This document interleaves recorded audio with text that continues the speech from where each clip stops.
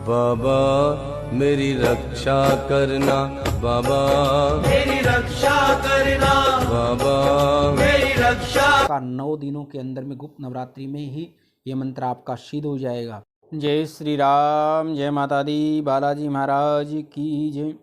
जो आज का एक विषय है मेरा, ये गुप्त नवरात्रों की साधना के बारे में जानकारी है। कुछ बच्चे बार बार गुप्त नवरात्रों की साधना के बारे में पूछते रहते हैं। हमने हनुमान जी की साधना कैसे करनी चाहिए, बालाजी की साधना कैसे करनी चाहिए, बाबा के दूत कैसे मिलेंगे, बाबा की शक्ति कैसे मिलेगी। कोई छोटे मंत्र से जिसे हम बड़ी से बड़ी कोई नकारात्मक चीज़ को भी काट सकते हैं, कोई ऐसा मंत्र होना चाहिए जिसमें कोई भूत प्रेत जादू जिन और या किसी तरह का कोई बंधन हो, कोई छोटा मंत्र बीज मंत्र हो, उस तरह से उसकी मैं पूरी आपको जानकारी दूंगा। इस वीडियो को आप अंत तक ज़रूर देखना, क्योंकि जब तक आप पूरी जानकारी नहीं लेंगे, अधूरी जानकारी से फिर आपको साधना में अधूरे रह जाते हैं, फिर शक्ति पूरी तरह से नहीं मिल पाती।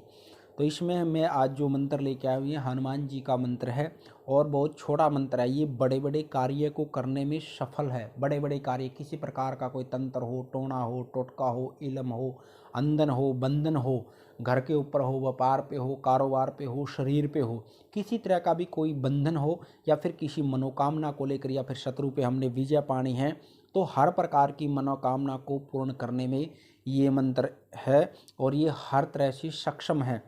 इस मंत्र का यदि हम गुप्त नवरात्रों के अंदर जितनी ज़्यादा से ज़्यादा मंत्र का जप करके इसको सिद्ध कर सकते हैं, सिर्फ ये आपका 9 दिनों के अंदर में गुप्त नवरात्रि में ही ये मंत्र आपका सिद्ध हो जाएगा। और जिन्होंने चैनल को सब्सक्राइब नहीं किया, आप चैनल को सब्सक्राइब करें। हमारे बालाजी दरबार लगता है। जिन्होंने ऑनलाइन पूछा लेनी होती है वो दरबार से चौंकी से सीधा ऑनलाइन पूछा भी ले सकते हैं। और यंत्र मंत्र तंत्र पूजा पाठ ज्योतिष वास्तु सभी की जानकारी आपको चैनल के माध्यम से मिलती रहती है। और जो ये मैं मंत्र बताने जा रहा हूँ, ये हनुमान जी का मंत्र है। और हनुमान जी की सबसे पहले हमने साधना के नियम जानने चाहिए। हनुमान जी की सिद्धि करने से पहले यदि हम नियमित रूप से सिद्धि नहीं करेंगे तो इन मंत्रों से हमारे को नुकसान भी हो सकता है। क्योंकि जब तक हम साधना के अंदर पूरी जानकारी नहीं लेंगे, क्योंकि जो हनुमान जी के मंत्र है, बाबा के मंत्र, इसमें कहाँ गलती कर जाते हैं हम लोग, तो इस तरह की गलती नहीं करनी। साधना के समय में सबसे पहले इस साधना के अंदर में हमने ब्रह्मचर्य का पालन अवश्य करें। साधना कोई भी साधना करें हम, उसके अंदर परमानेंट से नियमित है। दूसरा, किसी दूसरे के घर का नहीं खाना पीना होता साधना के समय में। और हो सके तो आप एक टाइम भोजन भी कर सकते हैं। और जो साधना का नियम है, हमने रात्रि के समय चुनना चाहिए। साधना का नियम, उसमें आपका जो समय होता है वो फिक्स रखना चाहिए। आप 8 से 10 साधना कर रहे हैं, 10 से 12 कर रहे हैं, 12 जिस भी समय आपका फिक्स हो, डेली उस समय पर ही साधना करनी चाहिए। और नियमित रूप से साधना करनी चाहिए। हमने आज 5 माला कर रहे हैं तो डेली 5 माला का ही हमने साधना करनी। 11 कर रहे हैं तो 11 ही करनी चाहिए। हम बढ़ा सकते हैं, मंत्र को घटा नहीं सकते साधना के समय में।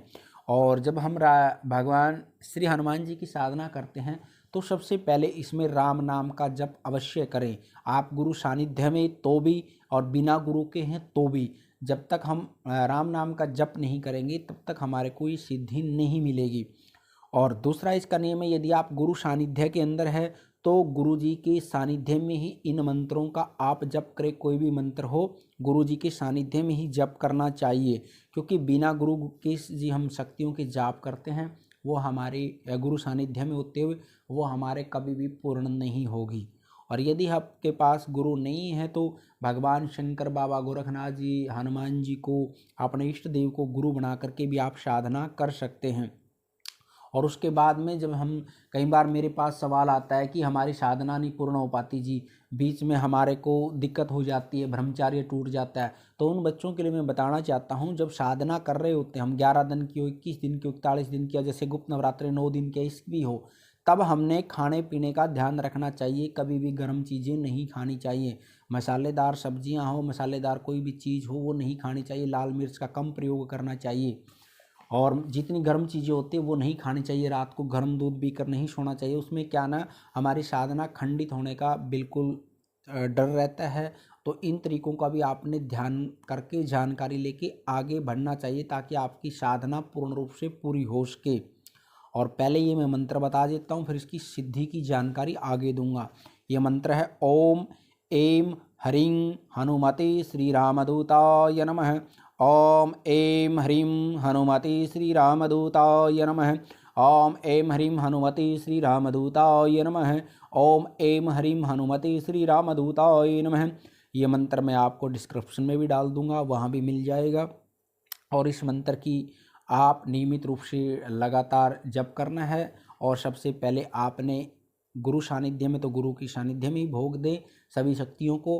और गुरु सानिध्य नहीं है तो आप इष्ट देव को या भगवान शंकर को गुरु मना करके गुरु के निमित्त हमने फिर भोग निकालना पड़ता है, गुरु के निमित्त सारे कर्म करने पड़ते हैं। उसके बाद में हमने गणेश जी की माला का जाप करना है, गुरु जी की माला जो भी आप गुरु सानिध्य में या फिर आप किसी को गुरु मना करके उसके माला का जप करना है।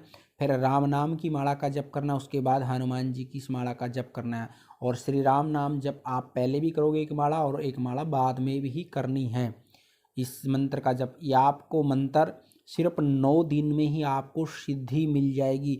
और इसको आप किसी भी कार्य में प्रयोग कर सकते हैं सिद्धि करने के बाद। या आप इसकी शरीर पे शक्ति नहीं पाना चाहते, विशेष मनोकामना को लेकर, भाई नौकरी के लेकर आप करना चाहते हैं, घर को लेकर करना चाहते हैं, कारोबार को बढ़ाना चाहते हैं, तो वो भी कर सकते हैं। इस पर फिर आपके शरीर पर शक्ति नहीं आती, सवारी नहीं आती, तो उसके आपके मनोकामना पूरी कर देते हैं बाबा। और बाबा को भोग अवश्य लगाएं तरीके से। और लास्ट में बाबा को एक झंडा चढ़ाना है और हनुमान जी को चोला चढ़ा के आना है मंदिर में। जब हमारा पूर्ण हो जाते, पूर्ण आहुति कर देते, उसके बाद एक झंडा और हनुमान जी को चोला और लंगोट के साथ में वो पूरे हनुमान जी को समर्पण करके आना है भोग समेत। और हनुमान जी का भोग लगाने के बाद आप कभी कुत्तों को भोग ना दें, ध्यान रखना, कुत्तों को भोग नहीं देना। आप बंदरों को भोग दे के आ सकते हो, गाय को भोग दे सकते हो, लेकिन कुत्तों को आपने भोग नहीं खिलाना है। कई बार ये बार सवाल मेरे पास में उड़ जाता है, जैसे भोग कुत्तों को भी दे देते हैं साधना के बाद में।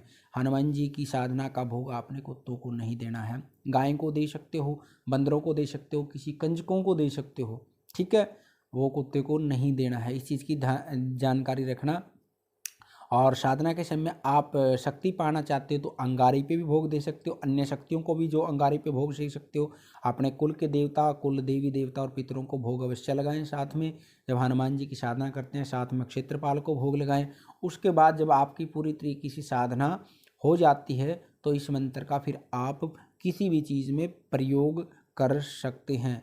जानकारी आपको अच्छी लगे तो चैनल को सब्सक्राइब करना, वीडियो को लाइक करना, कमेंट करना, शेयर करना।